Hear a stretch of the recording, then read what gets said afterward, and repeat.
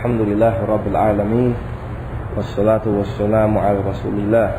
Amma ba'd. Inshallah ta'ala, a small reminder before we go. I wanted to start off with emphasizing the importance of seeking ilm. Before we entered the masjid, one of the brothers asked a question about the salat, right? Which is one of the pillars of Islam, right? We know that in the recitation of the Quran that you have two types of mistakes, al-khata jali wa khafi. So somebody said, ihdina siratul mustaqim, siratul ladina an'amta alayhim. If they said an'amtu alayhim, they change it from saying that the path that Allah has blessed them upon to the path that I have blessed them upon. That's a khata jali. That's a major mistake. What do? You can't do that. You can't make that type of mistake with the Quran. A khata khafi is if somebody makes a mistake, like for example in the mode of his voice, he doesn't have the best of voices, but he doesn't change the letters, right? This shows the importance of studying and sitting with people that are competent so that we don't make mistakes. One of the things that the Salaf were very instrumental in was sending people from their area that showed some type of intellect to go study. We know that the people of Khurasan, they sent somebody who knew Arabic to go ask questions from the village they were in to Imam Malik in Medina. From Khurasan to Medina. We know that many of the Islamic countries, that they would select people, for an example, that had intellect or had studied the Arabic language, and they would send them to go study.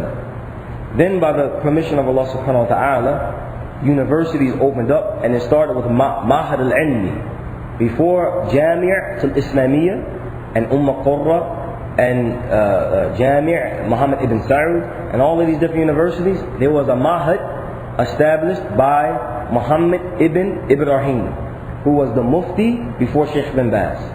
And he was the one that appointed Sheikh bin Baz, rahmatullahi alayhi, to be the Mufti. And Sheikh bin Baz was the only Mufti of Saudi Arabia that's not from the Ali Sheikh family. The Ali Sheikh family is connected to Muhammad ibn Abdul Wahhab. That's just a small history point. But Ma'ahad al-Ilmi, when it was established, we have what we call minha, like sponsorships. This was something that was initiated, where they were now, when they established Jami' Islamiyya, they would sponsor people. He's from Pakistan, he's from Baghdad, he's from America, he's from London, and the people would get sponsored to study. And they would take that information back to their respective countries, to the point that when they asked Sheikh bin Baz and some of the ulama, is it permissible for a student of knowledge after he has been sponsored to go study, is it permissible for him to stay in the Mamlaka? They said, what was our intention of sponsoring you? So you can go back to your people and warn them and give them glad tidings of Jannah and warn them against hellfire, forbid the wrong, uphold the good, and spread Islam amongst your respective areas. So one of the things that we have to begin to do is promote the youth, whether it's our children or the ones in the communities that seem to have some type of intellect, to study. So when questions are asked, they're able to automatically either answer them or call the scholars. Why do I say answer them at the moment or call the scholars? Allah subhanahu wa ta'ala says in the Quran, فَاسْأَلُوا أَهْلَ ذِكْرِ إِن كُنْتُمْ لَا تَعْلَمُونَ. Ask the people of knowledge if you don't know. The difference between a scholar and a mufti is one that is competent and capable of issuing verdicts. A scholar is the one that gives you the ahkam. You ask him, what is the pillars of prayer? He'll say to stand, to make the takbir al-ihram, to recite the al-fatiha, to make ruku', to come from ruku', to go to sujood. He'll give you the ahkam. The mufti will explain to you certain things that are pertaining to your personal situation. And this is very important that we emphasize knowledge, because the communities can't run only on having a building. As Sheikh Salih Fawzan, he said, a community is built in two ways. Hissi wa ma'nawi. Hissi is you get the sheetrock, you build the building, the infrastructure, you put the fans up, you lay the carpet down. But the ma'nawi, the spiritual building, is through ilm, it's through classes. And lastly, we want to highlight the salat. After speaking about the importance of knowledge, the importance of sending people away to study, one of the reasons we want to send people away to study is because when they come back, they might see somebody in their community that doesn't come to the masjid. And because he has knowledge, he's going to understand automatically that the difference between the Muslim and the kafir is the salat. He's going to remember the ayat, irka' min rafi'in. And his love for his brother is going to make him go to that brother's house. But when a person doesn't know the seriousness of wanting for his brother what he wants for himself, he'll come to the masjid and not go get his brother. But when you have knowledge of the religion, it's not just you anymore. Because you remember the hadith that the Muslim, kal bunyan, they're like a building. One part completes the other part. Right? So it's very important that we become more serious about knowledge. And that we study the people in our community. Which person seems to have, he's leaning towards ilm. He loves to memorize. Can he be a benefit to us 20 years from now? Because Islam and the people that are upon this religion, they're always thinking in a long-term sense. They're never thinking about the present only. So if we send somebody that is 15 away, at the age of 25, he studied 10 years. Can you imagine 20 years down the line? He's only 35 and he's finished the program in the university. He's got a master's, he has a PhD, and he has something greater than all of that. He was able to see the scholars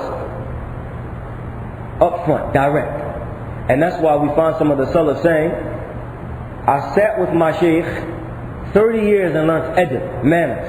And I only took knowledge from him 20 years. I sat with him 30 years and learned his mannerisms. And this is the things that we need more than food and drink in Western countries. Manners. Etiquettes. Because knowledge doesn't have value to anybody if your character is piss poor. Would you take knowledge from somebody that disrespects you? Even though the scholars, they say, if somebody calls you to that which is good, even if you don't like him, you should take it. But now, let's go with some of the other scholars say. When they advise the students when they go back to their country. To خَالَقَ النَّاسِ بِخُلَقٍ حَسَنٍ. Deal with the people with the best of manners. إِنِّي بُعِبْتُ لِأُتِمَّ مَكَارِمَ الْأَخْلَاقِ. The Prophet ﷺ said, I have been sent to complete what? Good manners. When Shaykh Albani was on his deathbed, close to death, you know what he said? The greatest problem amongst us is? He said, أكبر مشكلاتنا أخلاقية. Our greatest problem is character. Our character is bad. This is Shaykh Albani. So we also, before we send the youth away, we tell them that knowledge isn't to show off. Knowledge, if you truly have knowledge, you'll see in a person humility. So much so that one of the Salaf said, I hear a man say a narration, and I act like I don't know it, and I memorized it before he was born. This is an old man, and he hears somebody say something from ilm, and he says, I act like I don't know it, and I memorized that same thing before he was even born. قال سفيان الثوري رحمة الله عليه لا ينبغي الرجل حتى يأخذ عمن فوقه وعمن دونه. A man will never become noble until he takes from somebody higher than him and somebody lower than him. Right? So we also want the people that when they go away, they come back with akhlaq and not showing off and not stepping on people. Because if you step on people, you only got 5 years until you run out and you exhaust and the people throw you away. We want longevity.